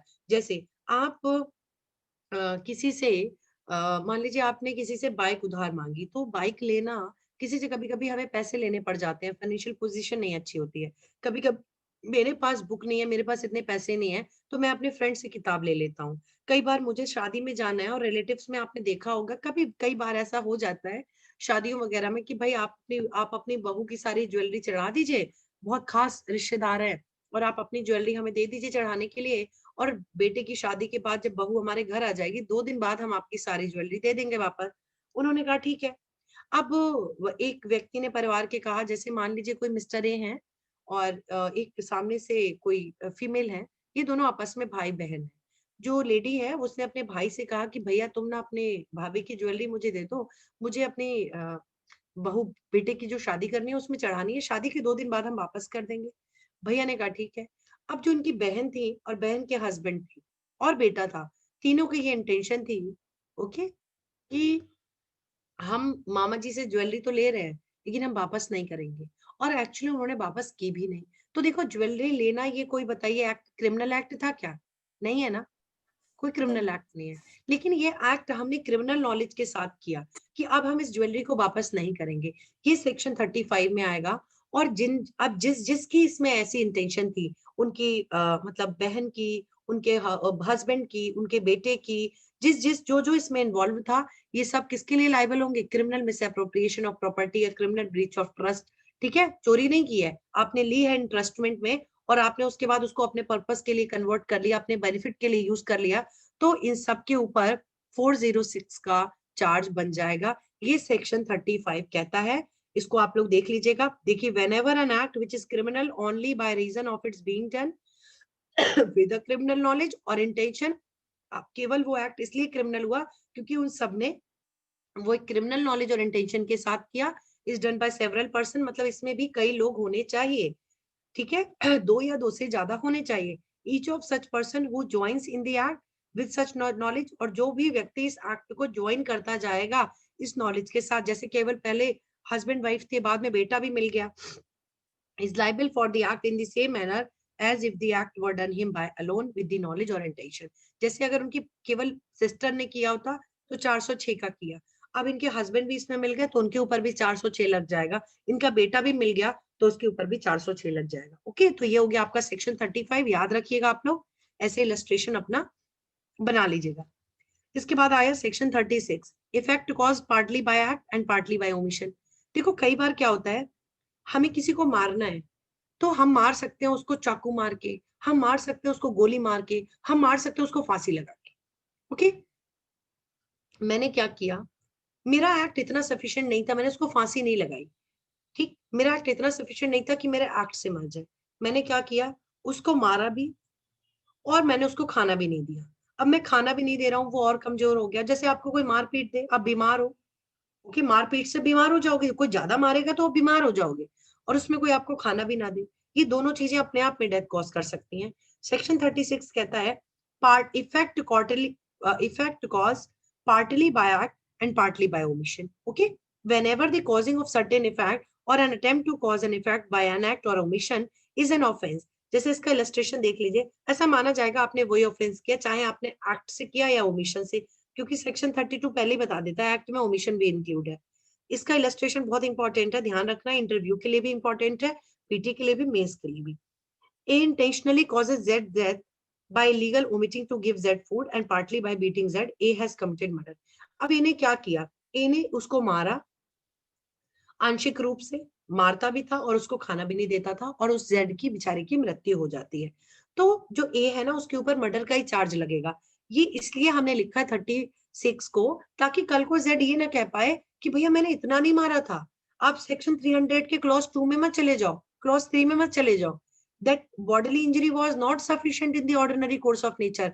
इतने मारने से कोई मर थोड़ी जाता है जो मेरे ऊपर आप हत्या का चार्ज लगा दे रहे हो। इसलिए सेक्शन 36 लिखा गया है कि आपने मारा भी और आपने खाना भी नहीं दिया, इन दोनों के जो क्यूमुलेटिव इफेक्ट हुआ, इससे डेथ हुई है, इसलिए 36 है। क्लियर है सबको, इसको ध्यान रखिएगा। पीटी में जो हिंट होगा आपके माइंड में वो ये होगा, partly bye act partly bye omission, hint जो आपको क्लियर रखना है माइंड में। 35 में याद रखिएगा, एक्ट शुरुआत में रॉन्गफुल नहीं होता है, बट नॉलेज रॉन्गफुल नॉलेज के साथ किया गया इसलिए वो हो गया। 36 में आपको ये याद रखना है कि कोई भी हमने एक्ट कर दिया, कोई भी मैंने ऑफेंस कर दिया, पार्टली कोई एक्ट करके और पार्टली कुछ ओमिशन करके, जो एक्चुअली रिजल्ट आएगा ना, मुझे पनिशमेंट उसके लिए मिलेगा। मैं ये नहीं कह सकता कि भाई मेरा एक्ट अपने आप में सफिशिएंट नहीं था, उससे थोड़ी ना कुछ ऐसा हो जाता। तो 36 ऐसे याद रखिएगा। 37 को याद रखना है आपको कोऑपरेशन के माध्यम से। 36 आपको याद रखना है कोऑपरेशन के माध्यम से, cooperation by doing one of several acts constituting an offence. Okay, ये क्या कह रहा है, कई बार कि कुछ लोग कोऑपरेट कर देते हैं, जैसे मैं अकेला वो क्राइम ना कर पाता तो मुझे ना किसी और ने भी मुझे कोऑपरेट किया। ये कह रहा है when an offence is committed by means of several acts, ठीक, मुझे कई सारे काम करने पड़ते उसको करने के लिए, ठीक, कोई भी ऑफेंस करने के लिए मुझे सेवरल एक्ट्स करने पड़ते। हूएवर इंटेंशनली कोऑपरेट्स, इसमें जो जो व्यक्ति इसमें जानबूझकर सा आशय पूरी इंटेंशन के साथ कोऑपरेट करता जाएगा, मेरा सहयोग करता जाएगा इन the commission of that offence by doing an any one of these acts either singly or jointly with any other person commits that offense। अब इसको आपको कीवर्ड्स, जैसे पहले में कीवर्ड याद रखना पार्टली, उससे पहले वाले में याद रखना विद क्रिमिनल नॉलेज, और 37 में याद रखना कि कोऑपरेट, जो जो व्यक्ति कोऑपरेट करता जाएगा। जैसे मान लो मिस्टर ए को ना मिस्टर डी को मारना है, लेकिन मिस्टर ए अकेला ये काम नहीं कर सकते। मिस्टर ए को मान लो अगर पॉइजन देके भी मारना है, मिस्टर ए को किसी से मरवाना है, गोली से मरवाना है, वो बचे ना, तो मिस्टर ए को कोई हायर करना पड़ेगा, मिस्टर ए को उसको पिस्टल अरेंज करानी पड़ेगी।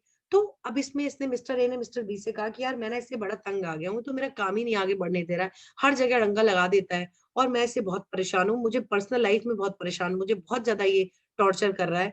तो मिस्टर बी कहते हैं अच्छा कोई दिक्कत नहीं, मेरी जानकारी में एक व्यक्ति ऐसा है, उसका आज तक कोई काम फेल नहीं हुआ है, और तो वो ये काम कर देगा, लेकिन उसको जो वेपन है वो देना पड़ेगा। तो ए कहता है ठीक है मैं जानता हूँ, वेपन तो मिल जाएगा, तुम ऐसे व्यक्ति को अरेंज करा दो। मेरी बात समझ रहे हैं? तो ए ने बात की, बी ने उसमें हेल्प किया कि मैं ठीक है मिस्टर सी को बुला दूंगा तो काम हो जाएगा। लेकिन आपको औजार देना पड़ेगा। तो कोई मिस्टर ए है, उन्होंने वेपन दे दिया। तो क्या कर रहे हैं इसमें, देखो कोई ये लोग एक दूसरे को कोऑपरेट कर रहे हैं ना ऑफेंस कराने में। बहुत सारे सेवरल एक्ट हुए हैं। अब इसमें देखो क्रिमिनल कॉन्स्पिरेसी भी हो जाएगी, ऑफेंस कमिट करने के लिए जो आपने वेपन दिया वेटमेंट भी हो जाएगा, आपने इंटेंशनली एड किया 107 भी आ जाएगा, अबेटर का भी ऑफेंस। तो इसमें बड़े सारे क्रिमिनल एक्ट इन्वॉल्व हो गए हैं, सेक्शन 37। तो ये क्या कह रहा है, देखो इसके इलस्ट्रेशन आप लोग पढ़ लीजिएगा, बहुत अच्छे इलस्ट्रेशन है। ये कह रहा है A and B agree to murder Z by severally and at different time giving him small doses of poison. इसमें क्या, मैं एक इलस्ट्रेशन बता दे रही हूँ, बाकी आप लोग पढ़ लीजिएगा। ये कह रहा है ए और बी है, वो अग्री करते हैं कि भाई मुझे ना जेड को मारना है। ओके, तो A and B administer the poison accordingly, और दोनों कहते हैं कि थोड़ा पॉइजन मैं दूंगा, एक बार में नहीं देंगे, पता ना चले, मैं भी आके दूंगा और तुम भी आके देना। A and B administer the poison accordingly to the agreement with the intent to murder. अब अकॉर्डिंगली जो उनका अग्रीमेंट हुआ है उसी के अनुसार ये पॉइजन देते हैं। Z dies from the effect of several doses of the poison so administered. देखो यहाँ पर खासियत इसकी क्या है, ए ने जो पॉइजन दिया जेड को, वो अपने आप में सफिशिएंट नहीं था, एक ही मृत्यु ना होती। जेड, अब ए ने दिया, उसके बाद बी ने दिया, इन दोनों, जैसे आपके घरों में आप लोगों ने आजकल बहुत कॉमन है शुगर का डायबिटिक पेशेंट, है ना। आप लोग देखते होंगे डायबिटिक पेशेंट, कोई कोई दिन में केवल एक ही डायबिटीज की टेबलेट लेता है, कोई कोई 2 लेता है, मॉर्निंग और इवनिंग में। अगर आपने एक बार डायबिटीज की टेबलेट सुबह ले ली है, ठीक, एक व्यक्ति ने, अब वो बेचारा बहुत बुजुर्ग है, उनको नहीं पता नहीं देख पाते, उनको घर के और मेंबर देते हैं डायबिटीज की टेबलेट। अब एक व्यक्ति आया डायबिटीज दे गया, दूसरा व्यक्ति भी, उनकी प्लानिंग है कि हम पांचों लोग मिलके इनको एक एक बार आके देंगे, बता देंगे कि भाई अब बीपी की ले लो, अब ये मल्टीविटामिन ले लो। अब पांचों लोगों ने आके 5 टाइम उनको डायबिटिक दे दी। अब बताइए उस व्यक्ति की डेथ होगी कि बचेगा, मर जाएगा ना, मैम डेथ हो जाएगी। डेथ हो जाएगी। क्यों हो जाएगी, अब देखो एक का एक्ट सफिशिएंट इनफ नहीं था, एक डायबिटीज से नहीं मरता, हो सकता है 2 से भी ना मरता, कुछ कम हो जाती लेकिन ठीक हो जाता। लेकिन जहां पर 5 डायबिटीज गोली आप दे दोगे, मतलब इंस्टेंटली आपका शुगर लेवल है वो ट्रिप डाउन कर जाएगा और किसी की भी डेथ हो जाएगी। अच्छे भले अब आप हम लोगों को, नॉर्मल इंसान को आप 1-2 टेबलेट दे दो, तुरंत उसकी डेथ हो जानी है, क्योंकि बॉडी में ग्लूकोज लेवल खत्म हो जाएगा और आपकी डेथ हो जाएगी। तो ये क्या कह रहा है कि एक्ट अपने आप में सफिशिएंट नहीं था, लेकिन कोऑपरेशन से हुआ, कई लोगों ने मिलकर किया। हम यहाँ पर क्या है, here A and B intentionally cooperates in the commission of murder and each such of and as each of them does an act with the death is caused, they are both guilty। अब इसमें दोनों की दोनों लोग, अब जितने 5 लोगों ने डायबिटीज की गोली दी है ना, पांचों लायबल होंगे। ओके, पांचों लायबल होंगे। ये बस इस तरीके की बात करता है कि इसमें क्या किया, कोऑपरेट किया है, एक का एक्ट नहीं था सफिशिएंट। ठीक, तो इसको आप लोग पढ़ लीजिएगा, बहुत ही अच्छे हैं जेलर वगैरह के एग्जाम्पल। जैसे मैंने आपको अभी ये वाला इलस्ट्रेशन बता दिया आपकी ड्यूटी है कि आप इलस्ट्रेशन बी और सी भी देख लीजिएगा। 38 भी बहुत अच्छा है। कई बार क्या होता है ना कि एक ही एक्ट को करने में कई लोग इन्वॉल्व होते हैं। 38 इसके बारे में बात करता है कि एक ही एक्ट हो रहा है, एक ही क्रिमिनल एक्ट को करने में जितने लोग इन्वॉल्व हैं वो सब अलग अलग ऑफेंस का उनके ऊपर चार्ज लग सकता है। इसका इलस्ट्रेशन जैसे, अब अभी आपको समझ नहीं आया होगा, जैसे कई बार क्या होता है ना, इसका इलस्ट्रेशन जैसे A attack Z under such circumstances, जैसे ए ने ना जेड के ऊपर अटैक किया under circumstances of grave provocation that his killing of Z would be only. जैसे जेड कोई है, उन्होंने मिस्टर ए से कुछ ऐसा कह दिया, कुछ ऐसा कर दिया जिससे कि मिस्टर ए जो थे वो प्रोवोक हो गए, है ना। कुछ उसकी सिस्टर के बारे में, मदर के बारे में, उसकी वाइफ के बारे में, उसके प्रोफेशन के बारे में कोई ऐसी बात जेड ने बोल दी जो ए को बर्दाश्त नहीं हुई और ये बहुत गुस्से में आ गया, ग्रेव एंड सडन प्रोवोकेशन हो गया और ए ने जेड के ऊपर अटैक कर दिया। ठीक, जेड मर गया। अब आप देखो अगर जेड मर गया तो मिस्टर ए को डिफेंस मिल जाएगा। एक्सेप्शन, कौन सा एक्सेप्शन है सेक्शन 300 का, exception 1, grave and sudden provocation. Exception 1 का बेनिफिट मिल जाएगा और ये डेथ तो ही है, मर्डर, लेकिन कन्वर्ट हो जाएगा और मिस्टर ए तो लायबल होंगे कल्पेबल होमिसाइड के लिए। लेकिन जिस औजार से मिस्टर ए ने जेड को मारा, ये बगल में कोई मिस्टर बी खड़े थे और इन बी को ना बड़ी दुश्मनी है मिस्टर जेड से। इन्होंने कहा आज मैं तुम्हें बताता हूँ, और मिस्टर बी ने क्या किया, ए से कहा लो पकड़ो ये गोली, मेरे पास पिस्टल है, पकड़ो और उड़ा दो इनको, इन्होंने तुम्हारे बारे में ऐसे कैसे बोल दिया। तो देखो मिस्टर बी ने क्या किया, ए को प्रोवोक किया, बताइए, मिस्टर ए ने अबेट किया, इंस्टिगेट किया, मिस्टर बी ने ए को जेड के ऊपर गोली चलाने के लिए, बताइए, इंस्टिगेट किया कि नहीं किया, Yes, और ma'am. साथ में इंटेंशनल एड भी किया, आपको वो साधन भी मुहैया करवाया, वो औजार भी मुहैया करवाए जिससे मर जाए।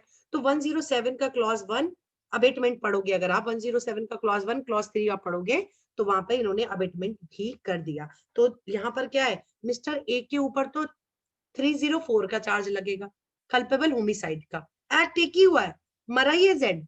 मिस्टर ए लाइबल होंगे 304 के लिए और मिस्टर बी लाइबल होंगे मर्डर के लिए सीधे, क्योंकि इन्होंने इंटेंशनली एड किया और ये अबेटर बन गए और अबेटर बन के उसी जगह प्रेजेंट थे।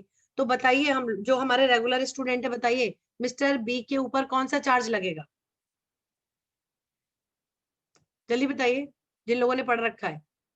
मिस्टर बी के ऊपर 302 लगेगा कि नहीं लगेगा, पहले बताइए। लगेगा। क्या, क्यों लगेगा, अबेटमेंट का कौन सा प्रोविजन यहाँ पर आएगा, 114।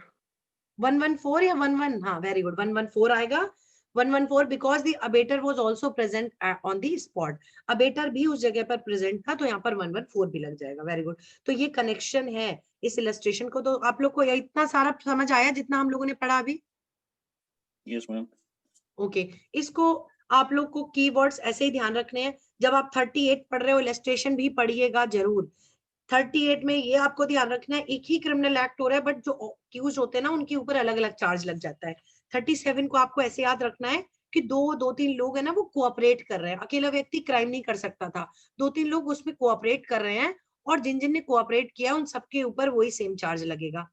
36 में आपको ऐसे ध्यान रखना है कि मेरा अकेला एक्ट सफिशिएंट नहीं था काम करने के लिए, मैंने एक्ट भी किया और ओमिशन भी किया, तभी भी अल्टीमेटली जो रिजल्ट आया है ना, अगर डेथ हुई है तो मुझे उसी का पनिशमेंट मिलेगा। 34 तो भाई मोस्ट इंपॉर्टेंट है, 34 मैंने आपको बता भी दिया। 34 के 90% चांस है एग्जाम में आने का, ध्यान रखना। मर्डर वगैरह में बहुत ज्यादा पूछा जाता है, कई सारे लोग मिलके करेंगे, सबका कुछ ना कुछ करना जरूरी है।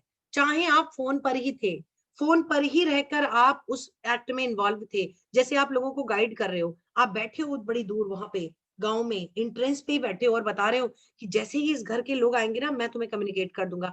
आप उस स्पॉट पर नहीं हो, लेकिन आप उस ट्रांजेक्शन में इन्वॉल्व हो, आप एक्टिवली पार्टिसिपेट कर रहे हो क्राइम में, तभी भी आपके ऊपर 302 ही लगेगा। तभी भी आप वैसे ही लायबल होगे जैसे मिस्टर सी ने डी का मर्डर किया था, आप वैसे ही बिल्कुल लायबल होगे, चाहे आप गांव के बाहर ही खड़े होके पूरे पूरे के पूरे उसको ऑपरेट कर रहे थे। क्लियर है सबको? 34 कोई प्रॉब्लम तो नहीं है? तो ये हमारा हो गया। अब आइए सेक्शन 39 में वॉलंटरीली, ये पूछा जाता है पीटी में, ये पूछा जाता है a person is said to cause an effect voluntary when cause. हम कब कहेंगे किसी भी चीज को उसने वॉलंटरी किया है? वॉलंटरीली करने का मतलब तब होगा जब इसके अंडरलाइन करिए, where by he intended, underline करिए इंटेंडेड, नीचे से second line knew, when he knew, और हैड रीजन टू बिलीव। इन तीन पॉइंट को अंडरलाइन करिए। ही इंटेंडेड नंबर 1 लिख लीजिए इसके ऊपर, ही न्यू नंबर 2 लिखिए, और had reason to believe underline करिए, इसको 3 लिखिए। इसका मतलब जब भी कोई व्यक्ति कोई काम करता है, अगर उसने काम विद अपने नॉलेज से किया है या जानकारी के साथ किया है, या उसको ऐसा रीजन था कि ये चीज हो सकती है, बस पीटी में आपको याद रखना, जब भी कोई काम इंटेंशन नॉलेज या रीजन टू बिलीव के साथ किया जाता है तो हम उसको कहते हैं उस व्यक्ति ने वो काम वॉलंटरली किया है। क्लियर है? पीटी में ऐसे क्वेश्चन आएगा, वॉलंटरली किस क्लॉज में डिफाइन है पहले तो ये, और वॉलंटरी का मतलब क्या होता है। तो वॉलंटरली का मतलब स्वेच्छा से, मतलब ये होता है भाई मैंने अगर अपने आशा, जैसे आप लोगों ने कोचिंग बताइए विद इंटेंशन ज्वाइन की है ना, तो आप क्या कहोगे, आपने ये वॉलंटरली किया है जो आप क्लास में पढ़ रहे हो कि बाय मिस्टेक इसमें इन हो गए हो? वॉलंटरली है ना? Yes, ma'am. आपने इंटेंशन भी है, आपको नॉलेज भी है, ओके। और रीजन टू बिलीव का मतलब ये होता है, ना तो इंटेंशन नॉलेज नहीं है, रीजन टू बिलीव थोड़ा नीचे होता है। कोई भी काम करने में अगर आपको ऐसा रीजन है कि ये चीज हो सकती है, ओके, तो वो थोड़ा सा निचला वाला वॉलंटरली होता है।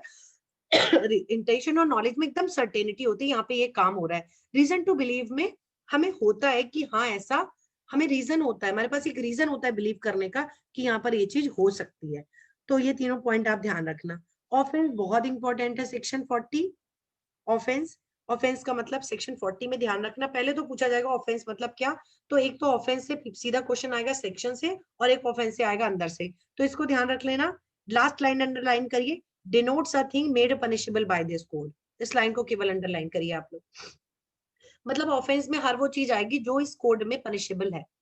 क्लियर है? तो चाहे अबिटमेंट हो गया, मर्डर हो गया, डेथ हो गया, कुछ भी हो गया, ठीक है, कल्पेबल होमिसाइड हो गया, सुसाइड हो गया, रेप हो गया, ग्रेटिफाइंग अननेचुरल लस्ट हो गया, क्रुएलिटी हो गई, डाउरी डेथ हो गई, ये सब ऑफेंस होंगे क्योंकि ये सब इस कोड में पनिशेबल है। जो भी चीज आईपीसी में पनिशेबल है वो ऑफेंस है। इसको अंडरलाइन कर लिया आपने? यहाँ से क्वेश्चन बनेगा आपका पीटी में, नंबर 1 लिख लीजिए। दूसरा क्वेश्चन बनेगा इसके सेकंड पैराग्राफ के लास्ट पॉइंट में आइए, डिनोट्स अ थिंग, इसको अंडरलाइन करिए। denotes a thing punishable under this code or under any special or local law as hereinafter defined। ये कह रहा है कि कोई भी चीज जो किसी स्पेशल और लोकल लॉ में डिफाइन किया गया है और पनिशेबल है, अ थिंग पनिशेबल अंडर, अगर कोई भी चीज जो किसी स्पेशल लॉ में या किसी लोकल लॉ में डिफाइन किया गया है और पनिश किया गया है। जैसे स्पेशल लॉ जानते हैं क्या होता है? स्पेशल लॉ मतलब किसी पर्टिकुलर सब्जेक्ट को डील करने के लिए जो लॉज बनाए जाते हैं, लाइक मोटर व्हीकल का लॉ हो गया, लाइक साइबर लॉज हो गए। ओके, किसी स्पेशल एक सब्जेक्ट पर जो स्पेशल लॉज, जैसे फूड एडल्ट्रेशन का हो गया, स्पेशल सब्जेक्ट पे बनाए हैं स्पेशल लॉ। लोकल लॉ का मतलब होता है पर्टिकुलर लोकेलिटी में जो लॉज लागू होते हैं, जैसे यूपी ZLR, जैसे यूपी रेंट कंट्रोल एक्ट, जैसे उत्तर प्रदेश पंचायती राज एक्ट, ये आपके बन गए। ये जो एक्ट बन गए, ये एक्ट आपके लोकल लॉज हैं और स्पेशल लॉ किसी सब्जेक्ट पे होते हैं। तो जैसे लोकल लॉ में आप देखते होगे ना कि कुछ क्राइम्स बताए गए हैं लोकल लॉ में भी, है ना? तो जैसे आपने इससे ज्यादा रेंट लिया, आपने किसी को जबरदस्ती घर से निकाल दिया बिना नोटिस वोटिस दिए, है ना? तो ये सब क्या है? आपको कुछ कुछ पॉइंट पर आपके अगेंस्ट सेक्शन भी लिया जा सकता है, रेंट कंट्रोल वगैरह में भी आप देखोगे, है ना? तो आप किसी कोई गलत जगह, जैसे जो मास्टर प्लान है उसके अकॉर्डिंग ना मकान बना के आप अपने हिसाब से बना रहे हो, आपको इतने फ्लोर अलॉट नहीं थे, परमिशन नहीं थी, आपने उतना बना लिया, आपने गवर्नमेंट प्लेस पर आपने पूरा अपना रेजिडेंशियल बना लिया, तो यहाँ पर आपके अगेंस्ट एक्शन भी हो सकता है। तो ये हो गया लोकल लॉ। तो ऑफेंस एक तो आईपीसी का बताया है, दूसरा लोकल और स्पेशल लॉ में। क्लियर है? अब थर्ड पॉइंट में देखो कहां से क्वेश्चन बनेगा। Offence has the same meaning, third clause में आइए, same meaning when the thing punishable under special और लोकल लॉ। इसमें आपको केवल और केवल पॉइंट ध्यान रखना है, for a term of 6 month. यहां से क्वेश्चन बनता है कितने टाइम का। स्पेशल और लोकल लॉ में ऑफेंस के लिए पनिशमेंट कितना बताया? Which imprisonment for a term of 6 month or upward, whether with or without fine. इसको ध्यान रखना। इन सेक्शन 141 ये सेक्शन नंबर नहीं पूछेगा आपसे केवल पीरियड पूछता है। The word offence has the same meaning when the thing punishable under such law with the imprisonment, ये पूछता है टाइम पीरियड कितना है। तो ये 6 मंथ को अंडरलाइन कर लीजिए, एकदम रट लीजिएगा। अब ऑफेंस आपसे पूछ लिया क्या है, अंदर से थोड़ा सा पूछ लिया, वो भी यहीं से क्वेश्चन बनेंगे। और उसके बाद आपसे पूछता है स्पेशल लॉ किस सेक्शन में डिफाइन है। 41 में रटना है आपको, इसमें कुछ नहीं है, बता दिया मैंने स्पेशल लॉ होता क्या है। अब आपको रटना है, कोई पर्टिकुलर सब्जेक्ट पे बना दिया। लोकल लॉ किसी पर्टिकुलर पार्ट पर बनता है, जो स्टेट के वेरियस डिफरेंट लोकल लॉज हम लोग पढ़ते हैं। तो 41 42 आपको वैसे याद करना है। अब बात होती है सेक्शन 43, ये भी इंपॉर्टेंट है। इलीगल पूछते हैं, इलीगल का मतलब क्या होता है? देखो इलीगल में इन्होंने 3 चीजें बताई हैं, 2-3 चीजें। इलीगल जब हम कहते हैं ना ये एक्ट इलीगल है, इलीगल का मतलब होता है, पहली चीज जैसे ही हम बोलते हैं इलीगल है, जैसे आपने दिस द मोमेंट किसी ने यूज किया इलीगल, आपके माइंड में सबसे पहले ये चीज स्ट्राइक करनी चाहिए कि that thing is punishable by law. होता है ना, हमारे लोगों के मन में तुरंत आ जाता है कि ये जो एक्ट है ये ऑफेंस है, ये पनिशेबल बाय लॉ है। तो the word illegal is applicable to everything which is an offence. Underline करिए व्हिच इज एन ऑफेंस और इस पर नंबर 1 लगा लीजिए, व्हिच इज एन ऑफेंस। तो इलीगल का मतलब होता है ये कहीं ना कहीं ऑफेंस है, चाहे आईपीसी में, चाहे किसी स्पेशल लॉ में, चाहे किसी लोकल लॉ में। And which is prohibited by law, कई बार सीधे से ऑफेंस नहीं है, बस उसका काम करना प्रोहिबिटेड है। अगर आपने वो किया तो आपको थोड़ा बहुत जुर्माना, जैसे पब्लिक प्लेस पर स्मोकिंग करना, बताइए प्रोहिबिटेड बाय लॉ है? हाँ, Yes, ma'am. घूस लेना, करप्शन प्रोहिबिटेड बाय लॉ है। तो Yes, कुछ ma'am. डाउरी लेना और देना, ये कुछ चीजों का है कि हाँ भाई ये प्रोहिबिटेड भी, आप ऐसा नहीं करोगे पब्लिक प्लेस पर, आप ये सब काम, बहुत सारी चीजें होती हैं जो पब्लिक प्लेस पर आप नहीं कर सकते, तो प्रोहिबिटेड। कुछ चीजें डायरेक्टली सीधे से लिखा है ऑफेंस, उसका पनिशमेंट। सम टाइम कुछ चीजें होती हैं कि प्रोहिबिटेड बाय लॉ है, जैसे कि आपको सरकारी नौकरी, अगर गवर्नमेंट जॉब चाहिए तो आप क्या करोगे, आप घूस नहीं दे सकते। कोई जैसे हो गया कि उसका बड़ा भाई बड़ा इंटेलिजेंट है, छोटा भाई बड़ा मूर्ख है, तो बड़ा भाई कहता है कि मैं एग्जाम क्वालिफाई कर लेता हूँ, एचजीएस बन जाता हूँ और मैं सीट बेच दूंगा तुम्हें, या मैं बनने के बाद इस सीट पे तुम्हें बिठा दूंगा। ये प्रोहिबिटेड बाय लॉ, ये अगेंस्ट द पब्लिक पॉलिसी, आप ऐसा नहीं कर सकते, तो ये इलीगल हो गया। तो कोई चीज जो ऑफेंस है या जो चीज प्रोहिबिटेड बाय लॉ है और which furnishes ground for civil action, देखो 2-3 पॉइंट हम देख लिए। पहला ऑफेंस है, अंडरलाइन करिए, नंबर 1 डाल लीजिए। दूसरा, कोई भी चीज इलीगल का मतलब होता है वो चीज प्रोहिबिटेड बाय लॉ है, मैंने आपको बता दिया। लाइक गवर्नमेंट पोस्ट का सेल करना, उनको बेचना, उन पे गलत तरीके से आना और करप्शन वगैरह, ये सब। तीसरी चीज है which furnishes ground for a civil action, ये भी आपका इलीगल होगा। कई बार कुछ ऐसी चीजें होती हैं, जब आपने अगर किया तो आप सामने वाले को उसको ऑप्शन दे देते हो कि वो आपके अगेंस्ट लीगल एक्शन कर रहे, सिविल एक्शन कर ले, मतलब वो आपके अगेंस्ट सूट फाइल कर सकता है। जैसे आपने अगर किसी को गलत सलत शब्द बोले, हाँ, जिससे कि उसकी इमेज खराब होती है दूसरे लोगों के सामने, आप बताओ आप क्या कर रहे हो, आप डिफेमेशन कर रहे हो उसकी, आप उसको डिफेम कर रहे हो। और डिफेमेशन के केसेस में उसके पास ये राइट है कि वो आपके अगेंस्ट सिविल एक्शन ले सकता है। न्यूसेंस के मामले में वो आपके अगेंस्ट सिविल एक्शन ले सकता है। नेग्लिजेंस के मामले में वो आपके अगेंस्ट सिविल एक्शन ले सकता है, क्योंकि ये साथ साथ टॉर्ट भी है, और टॉर्ट में वो आपके अगेंस्ट सिविल एक्शन ले सकता है। आपने किसी से कॉन्ट्रैक्ट किया, कॉन्ट्रैक्ट में आपने क्या किया, आप लोग देखते होंगे, कॉन्ट्रैक्ट किया और फोर्जरी कर ली। उसमें लिखा था 1 लाख रुपए महीना, आपने उसको 10 लाख कर लिया। उसमें लिखा था 1 फ्लोर, आपने 4 फ्लोर। तो आपने क्या किया है, आपने क्राइम तो फोर्जरी तो की है, साथ साथ आपने क्या किया है, आपने सिविल एक्शन, मतलब आपने कॉन्ट्रैक्ट को भी आपने उसमें ऑल्टरेशन किया है, बहुत सारी चीजें आपने की है। तो जहां पर कोई व्यक्ति सिविल एक्शन का भी राइट दे देता है वो भी इलीगल होता है। क्लियर है सबको, तीनों पॉइंट आपने मेंशन कर लिए अपने नोट में। अगर कोई ऑफेंस है, कोई चीज प्रोहिबिटेड बाय लॉ है, या कोई आपने ऐसा एक्ट किया जो सिविल एक्शन का राइट देता है, वो इलीगल हो जाएगा। 44, नाउ हम आते हैं सेक्शन 43 हो गया, नाउ हम आते हैं सेक्शन 44 पे। देखो मैं आपको बता दे रही हूँ, क्वेश्चन जैसे भी बनेगा 43 में क्वेश्चन बनेगा इलीगल या legally bound to do. Legally bound to do मैंने आपको पहले ही बता दिया था। लीगली बाउंड टू डू का मतलब, जैसे लाइफ गार्ड है, जैसे पेरेंट्स अपने बच्चों को फीड करने के लिए लीगली बाउंड है, जैसे बच्चे अपने पेरेंट को मेंटेन करने के लिए लीगली बाउंड है, जैसे पेरेंट अपने बच्चों को मेंटेन करने के लिए लीगली बाउंड है। अगर आप जिस भी काम को करने के लिए लीगली बाउंड हैं, आप वो काम नहीं करते हो, इसका मतलब आप क्या कर रहे हो, आप इलीगल ओमिशन कर रहे हो। क्लियर है सबको? तो ये आपका सेक्शन 43 हो गया। नाउ सेक्शन 44 पे आते हैं। अब ये पूछेगा दो तरह से, या तो आपसे पूछ लेगा इंजरी किस सेक्शन में डिफाइन है, या आपसे पूछ लेगा इंजरी इंक्लूड्स व्हाट, इंजरी किस किस तरीके की। तो जब आप आईपीसी में बहुत जगह आप देखोगे हुएवर कॉजेज इंजरी, तो बहुत जगह आपको इंजरी दिखेगी, हर्ट, ग्रीवियस हर्ट, डिफेमेशन में दिखेगी, डेथ वगैरह में, कल्पेबल होमिसाइड में दिखेगी, केवल इंजरी लिखा है। तो इंजरी का मतलब इन्होंने सेक्शन 44 में पहले ही बता दिया। इंजरी का मतलब होता है body injury, body, mind, reputation and property. ये इंटरव्यू में भी खूब पूछते हैं और पीटी के लिए भी बहुत इंपॉर्टेंट है। Body, mind, reputation and property, 4 point एकदम लिख लीजिए। मतलब अगर आपने किसी के गले में चाकू मार दिया, आपने किसी का हाथ फ्रैक्चर कर दिया, आंख फोड़ दी, डिसलोकेट हो गया, उसके दांत निकल गए, जबड़े टूट गए, हड्डी टूट गई, मतलब उसकी बॉडी में कहीं से भी आपने उसको क्षति कॉज, मतलब क्षति कारित कर दी, आपने उसकी बॉडी को इंजरी कॉज की है, शारीरिक क्षति आपने कारित की है, तो ये भी आईपीसी में क्षति बॉडी। दूसरा है माइंड, आप किसी को मेंटल टॉर्चर कर रहे हैं, आप अपनी वाइफ को परेशान करते हैं, हस्बैंड को परेशान करते हैं, वाइफ कहती है तुमने मुझे इतना महीना नहीं दिया ना, तो मैं अब सुसाइड कर लूंगी, मैं अपने मायके चली जाऊंगी, आऊंगी ही नहीं। ओके, तुमने अगर मुझे ये वाली कार खरीद के नहीं दी तो मैं ये कर दूंगी। ये क्या है, मेंटल टॉर्चर। तो ये अगर कोई किसी की बॉडी को कुछ इंजरी करता है, कोई किसी को मानसिक दबाव बनाता है, ये भी इंजरी है, बॉडी माइंड। तीसरा है रेपुटेशन, अगर कोई कहता है अगर तुमने मुझसे शादी नहीं की तो मैं ये चीज पब्लिश कर दूंगा, मैं तुम्हारे बारे में समाज में ऐसी बात फैला दूंगा, मैं, अगर तुमने मुझे ये डॉक्यूमेंट नहीं साइन कर दिया तो मैं तुम्हारे प्रोफेशन नहीं चलने दूंगा, मैं तुम्हारी बदनामी कर दूंगा। तो डिफेम, अगर किसी की रेपुटेशन को भी कोई अगर क्षतिकारित करता है, ठीक है, ख्याति को, वो भी आईपीसी में इंजरी है। तो बॉडी हो गया, माइंड हो गया, रेपुटेशन हो गया और हुआ प्रॉपर्टी। दूसरा हुआ प्रॉपर्टी, अगर तुमने ये काम नहीं किया तो मैं तुम्हारी घर को आग लगा दूंगा, तुमने ये काम नहीं किया मैं तुम्हारी जमीन पर कब्जा कर लूंगा, तुमने ये काम नहीं किया तो मैं तुम्हारी इस चीज को खराब कर दूंगा।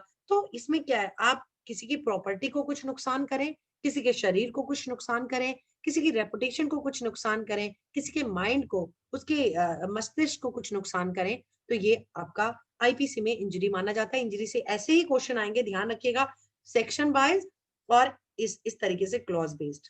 बताइए ऐसे ही आते हैं ना क्वेश्चन आप लोग? क्या Yes, ma'am. क्लियर है? सेक्शन 44 नेक्स्ट आपका इंपॉर्टेंट है। सेक्शन 52 गुड फेथ क्या होता है, ये पूछ लेगा आपको, गुड फेथ किस सेक्शन में, तो आपको याद रखना है, जो छोड़ दिए उसको आप लोग भी छोड़ दीजिए। Section 52 good faith. Good faith का मतलब देखो हम कब कहते हैं, जैसे ये हम लोगों ने बहुत प्रैक्टिकली, और एक चीज मैं आपको और बता दूं, जो पुराने स्टूडेंट है उनको तो मैं डेली बोलती हूँ, जो भी नए हैं आप ये देखिए, गुड फेथ हम लोग कई बार कह देते हैं कि कभी बार कभार हम लोगों से, भाई ह्यूमन बीइंग है, कुछ गलतियां हो जाती हैं और हम लोग बाद में बोलते हैं कि सॉरी भाई मेरी ऐसी इंटेंशन नहीं थी, मैंने जान के नहीं किया। जैसे मैं तो अच्छा करने चला, सामने वाले का बुरा हो गया। कई बार आप लोग ऐसा करते होगे, सामने वाले का अच्छा ही करना चाहते हो लेकिन बुरा हो जाता है। जैसे कल मैंने पेन टेप अपना का सही करवाना था, अब वो मेरा पेन टेप सही करने लगा, हो गया खराब।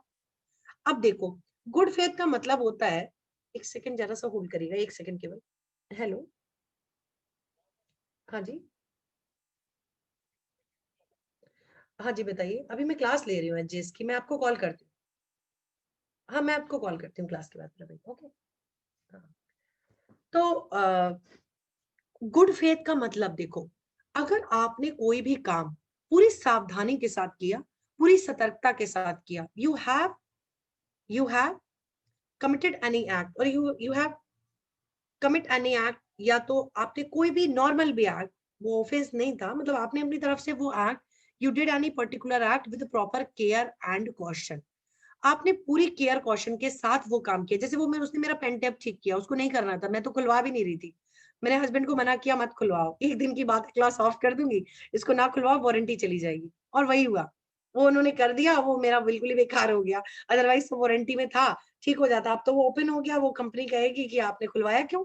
अब देखो उन्होंने प्रॉपर केयर एंड कॉशन के साथ काम नहीं किया, अगर किया होता तो वो इस तरीके से ना होता। तो अगर आपने कोई काम प्रॉपर केयर कॉशन के साथ किया, ठीक, तो हम कहेंगे आपने वो एक्ट, हम कहेंगे आपने वो एक्ट गुड फेथ में किया है।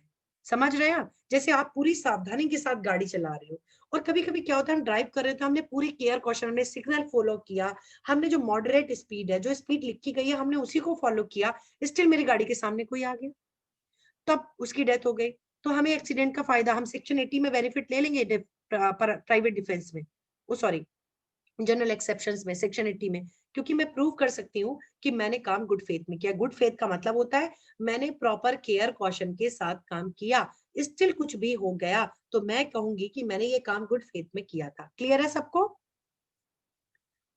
गुड फेथ Yes, के लिए ma'am. आपको ये जरूर साबित करना पड़ेगा आपने प्रॉपर केयर एंड कॉशन के साथ किया। तो आज के लिए हम लोग इतना ही रखते हैं। सबको कुछ समझ आया? कोई इशू तो नहीं है आज की क्लास में? No, ma'am. No, ma'am. Speed तो बहुत फास्ट नहीं लगी, मैंने बहुत कोशिश किया, वरना मैं बहुत आराम से पढ़ाती हूँ। ये मतलब फिर भी मेरी स्पीड और भी होनी चाहिए थी क्रैश कोर्स में, लेकिन अगर आपको समझ ना आए तो फिर पढ़ाने का कोई मतलब नहीं है। तो हम लोग आज इतना कर लिया, 8 दिन का हमने बना के चला है, हम आराम से 8 दिन में प्रॉपर हमने आईपीसी कंप्लीट कर लेंगे, और उसके बाद हम दूसरा subject constitution, CrPC, evidence as such लेंगे। ठीक है? Okay, ओके है सब लोग को? ठीक है, आप लोग की कोर्ट भी होगी इसलिए और मैं नहीं कर सकती, कल से शार्प 8 पे स्टार्ट हो जाएगी क्लास। ठीक है, और आप लोग प्लीज ग्रुप में एक्टिव रहिए, मैंने आप लोग को ग्रुप में इसीलिए ऐड किया है। और अगर आप लोग को इस ग्रुप में बहुत ज्यादा मैसेजेस हो जाते हैं, अगर इश्यू है तो मैं एचजीएस का अलग से ग्रुप बना लेती हूँ। ओके? हाँ मैम, एक अलग से बना दीजिए। हाँ, क्योंकि एचजीएस का अलग से बना देते हैं, अदरवाइज आप कंफ्यूज हो जाओगे कौन से लिंक पे। तो मैं आज एचजीएस का आप लोगों का, जो भी आप 7-8 हो, 8-9 लोग हैं आप लोग, तो मैं आप लोग का अलग से ग्रुप बना लूंगी आज। ठीक है, आप लोग उसमें एक्टिव रहिए, जो लिंक आए प्लीज उसमें आप लोग क्लास अटेंड कर लीजिएगा। Okay? okay, ma'am. Okay, thank you so much. Okay, ma'am. Thank you, ma'am. Thank you.